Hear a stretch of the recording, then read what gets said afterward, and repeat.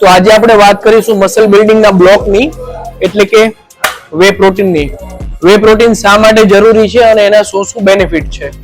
જે લોકો પોતાની ડાયટમાંથી પ્રોટીન કન્ઝ્યુમ કરી શકતા નથી એની માટે બેસ્ટ ઓપ્શન છે વે પ્રોટીન. સેકન્ડ છે, પ્રોટીનથી તમને ભૂખ ઓછી લાગે છે અને અનહેલ્ધી ક્રેવિંગ ઓછી થાય છે. થર્ડ, જે લોકો ફેટ લોસ કરે છે એની માટે પણ બેસ્ટ છે વે પ્રોટીન. ફોર્થ, પ્રોટીનથી તમારી ઇમ્યુનિટી સિસ્ટમ સ્ટ્રોંગ થાય છે. ફિફ્થ, જે લોકોનું બિઝી શેડ્યુલ છે, ઓફિસ વર્ક છે, આખો દિવસ થાકેલા હોય છે, ફૂડમાંથી પ્રોટીન કન્ઝ્યુમ કરી શકતા નથી, તો એની માટે પણ બેસ્ટ ઓપ્શન છે વે પ્રોટીન.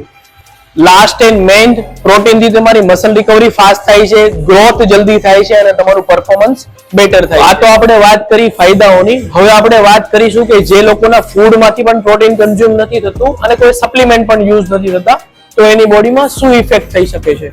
વે પ્રોટીન જરૂરી નથી, બટ બોડીની અંદર પ્રોટીન ઇન્ટેક પૂરું કરવું બહુ જ જરૂરી છે. સેકન્ડ, બોડીની અંદર પ્રોટીન ડેફિશિયન્સી હશે તો તમને બહુ બધા સાઇડ ઇફેક્ટ થઈ શકે છે, લાઈક તમારા મસલ લોસ થઈ શકે છે, હેર લોસ થઈ શકે છે, તમારી ઇમ્યુનિટી સિસ્ટમ પણ ડાઉન થઈ શકે છે. એન્ડ તમે કોઈ સપ્લિમેન્ટ યુઝ નથી કરતા પ્રોટીનનું, તો તમે ફૂડમાંથી પણ કન્ઝ્યુમ કરી શકો છો, લાઈક દૂધ, દહીં, દાળ, પનીર, ચિકન, ઈંડા. Okay, oral of the story, lifestyle ની અંદર પ્રોટીન ઇન્ટેક હોવું બહુ જ જરૂરી છે અને આવી ફિટનેસ ટિપ્સ માટે મને ફોલો કરવાનું ભૂલતા નહીં. Thank you.